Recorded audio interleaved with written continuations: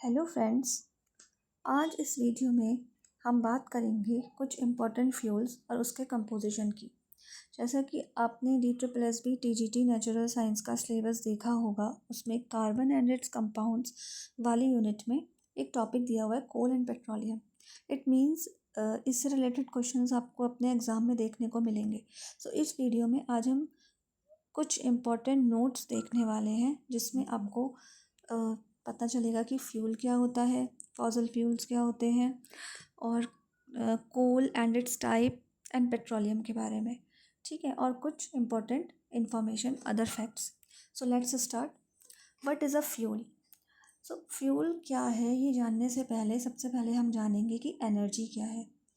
ठीक है, सो आपने छोटी क्लासेस से आप पढ़ते हुए आ रहे होंगे कि energy, law of conservation of energy के अकॉर्डिंग, ये law of conservation of energy ये कहता है कि energy can neither be created nor be destroyed, it can only be change from one form to another. इसको हम ना तो क्रिएट कर सकते हैं ना हम डिस्ट्रॉय कर सकते हैं, इसको केवल हम एक फॉर्म से दूसरी फॉर्म में चेंज कर सकते हैं। इसीलिए जब भी हमें किसी काम को करना होता है तो हम एनर्जी को प्रोड्यूस नहीं करते, बल्कि हम एनर्जी को ट्रांसफॉर्म करते हैं एक फॉर्म से दूसरी फॉर्म में। लाइक एग्जाम्पल, जैसे कि हम किसी पेपर को बर्न कर रहे हैं मैच स्टिक से, तो लाइट प्रोड्यूस होती है मैच स्टिक की फ्लेम से। तो यहाँ इस बात से हम ये एनालाइज कर सकते हैं कि यहाँ पर जो लाइट एनर्जी क्रिएट हुई है वो एक्चुअली मैच स्टिक के थ्रू दी गई हीट एनर्जी से क्रिएट हुई है। ओके, यहाँ पर जो मैच स्टिक है, ठीक है, उसकी जो हीट एनर्जी है वो ट्रांसफॉर्म हुई है लाइट एनर्जी में। इसकी वजह से वो पेपर जो है वो बर्न हुआ है। तो इसलिए हम ये कह सकते हैं कि we always need a certain substance to convert one form of energy into another for accomplishing various jobs. इसलिए अगर हमें किसी एक फॉर्म को एनर्जी की किसी दूसरे फॉर्म में कन्वर्ट करना है तो हमेशा हमें किसी सब्सटेंस की ज़रूरत पड़ेगी। ठीक है, जैसे कि हमें यहाँ पर हमने क्या देखा कि हमें मैच स्टिक की ज़रूरत पड़ी। ठीक है, तो ऐसे ही मटेरियल्स को, ऐसे ही सब्सटेंसेस को हम क्या बोलते हैं? फ्यूल्स। या हम ये कह सकते हैं कि any substance which upon combustion produces a usable amount of energy is known as fuel।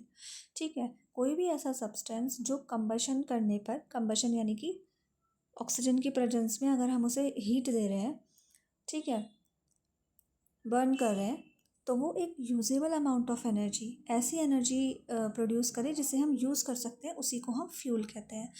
Examples में अगर हम देखें फ्यूल्स के, तो fossil fuel, biogas, nuclear energy, ये सारे ही क्या हैं? एग्जाम्पल्स हैं फ्यूल के।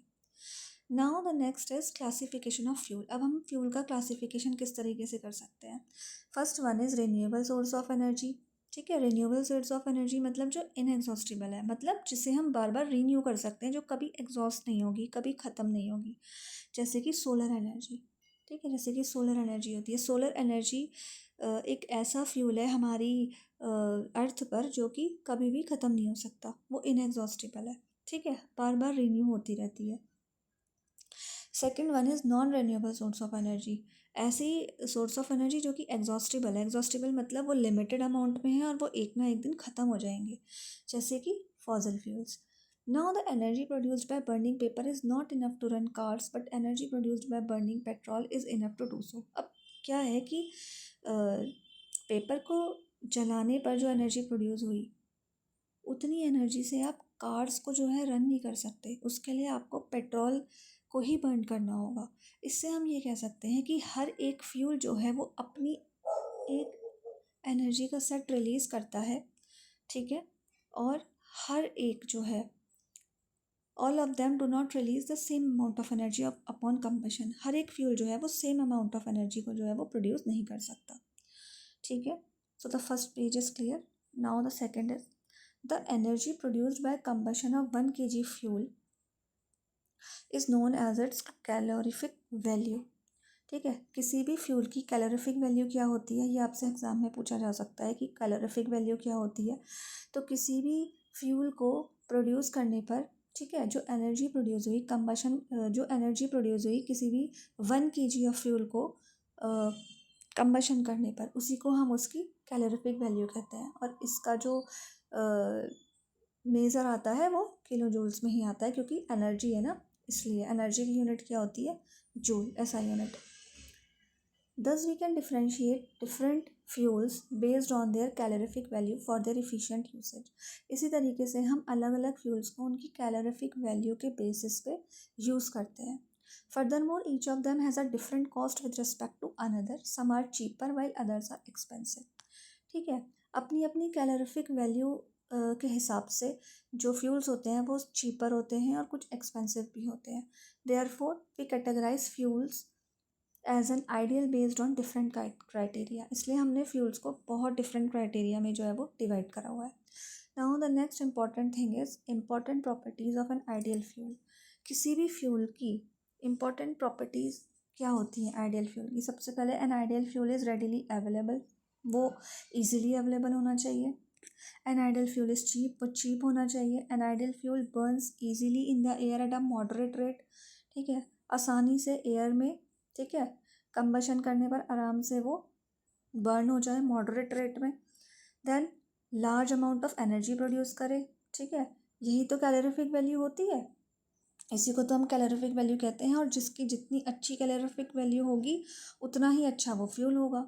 It should not leave behind any undesirable substance which can be harmful to us, ये सबसे इम्पॉर्टेंट है, ठीक है, कि ऐसा कोई भी अनडिज़ायरेबल सब्सटेंस नहीं वो छोड़े फ्यूल जो कि हमारे लिए हार्मफुल हो। It should not affect the environment adversely, ज़्यादा इन्वायरमेंट को एडवर्सली इफेक्ट वो ना करे, ठीक है। Next is types of fuel. Fuel can be generally classified into two factors. अब जो फ्यूल्स हैं ना वो जनरली दो तरीके से क्लासीफाइड होते हैं। सबसे पहले on the basis of their fuel state, पहले तो कि उनकी स्टेट कैसी है। आपको पता है स्टेट्स ऑफ मैटर, तीन तरह की स्टेट्स होती हैं, सॉलिड, लिक्विड एंड गैस। तो उसी के हिसाब से जो फ्यूल्स हैं वो तीन तरीके से डिवाइडेड है, solid fuel, liquid fuel, gaseous fuel, ठीक है। और अगर हम उनकी अकरेंस की बात करें तो based on their occurrence these are two natural fuels and artificial fuels. अब यहाँ पर एक टेबल दी हुई है और इस टेबल के हिसाब से आप ये देख सकते हैं कि एग्जांपल्स ऑफ फ्यूल क्या क्या है।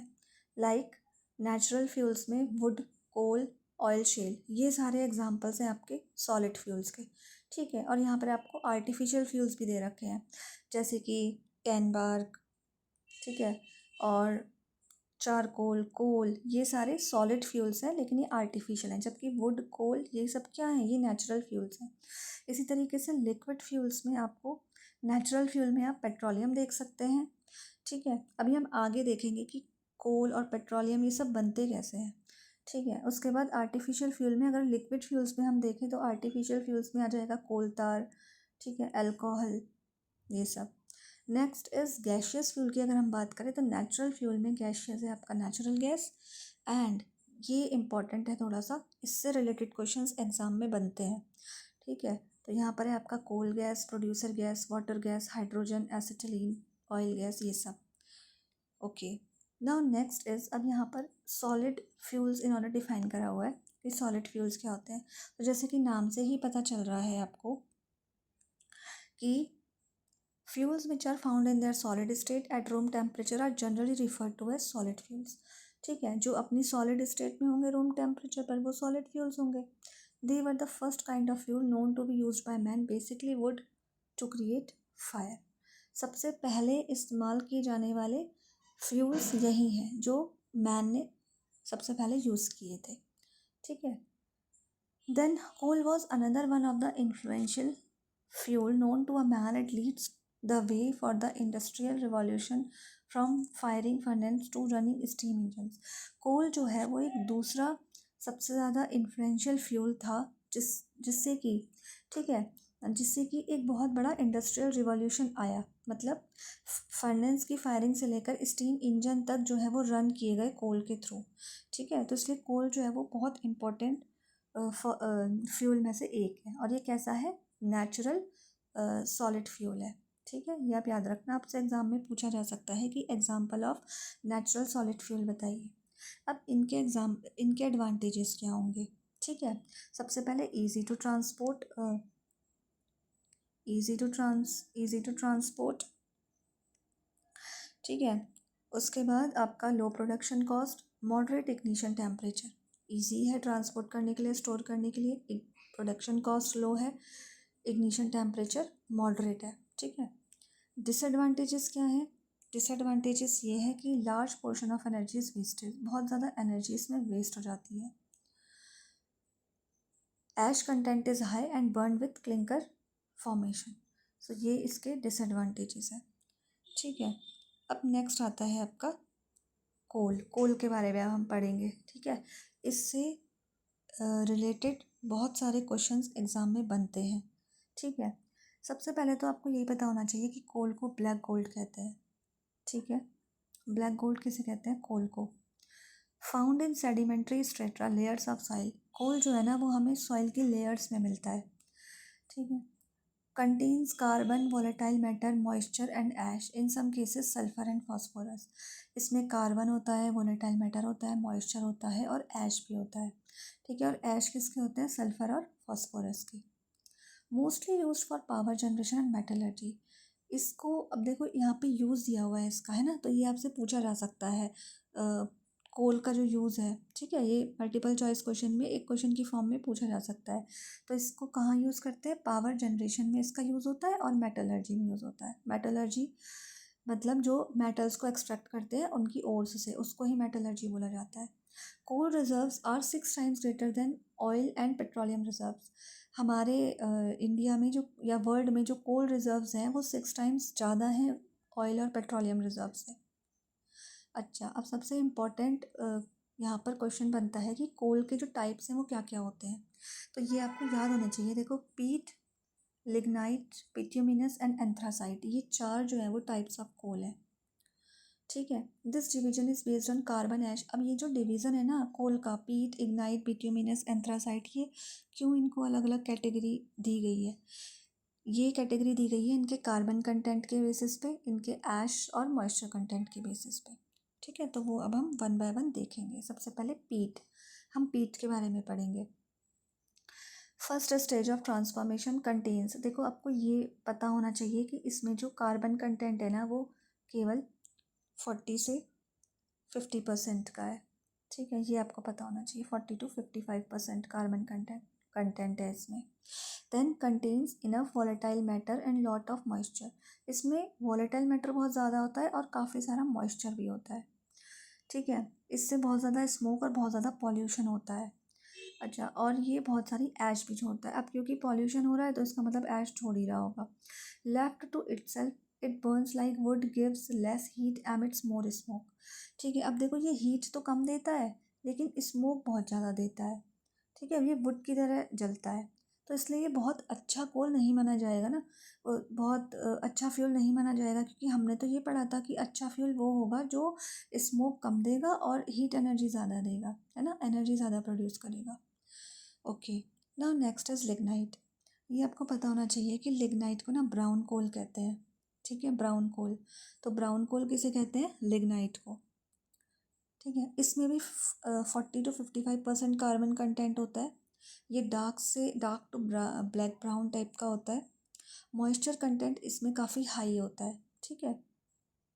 मतलब ये सारी चीज़ें तो अभी दोनों में मतलब सेम ही चल रही हैं। इट अंडरगोज स्पॉन्टेनियस कम्बशन, ये इसमें स्पॉन्टेनियस कम्बशन मतलब एकदम से आग पकड़ लेता है ये, और इसकी वजह से माइंस में जो है वो फायर एक्सीडेंट्स भी हो जाते हैं। तो आपसे पूछा जा सकता है कि कौन सा कोल का फॉर्म ऐसा है जिसकी वजह से फायर एक्सीडेंट्स भी हो सकते हैं, या फिर जो कि स्पॉन्टेनियस कम्बशन कर लेता है, तो इसका आंसर क्या होगा? लिग्नाइट, ठीक है। तो ऐसे छोटे छोटे क्वेश्चंस आपके एग्ज़ाम में बन सकते हैं। और लोअर ग्रेड कॉयल, ठीक है, इसे लोअर ग्रेड कॉयल कोल कहा जाता है। तो आप ऐसे भी याद कर सकते हैं कि क्योंकि सिर्फ एक्सीडेंट्स हो सकते हैं, फायर एक्सीडेंट्स, तो इसलिए इसे लोअर ग्रेड कोल भी कहा जाता है। ओके, तो ये उसके बाद नेक्स्ट मोस्ट, अच्छा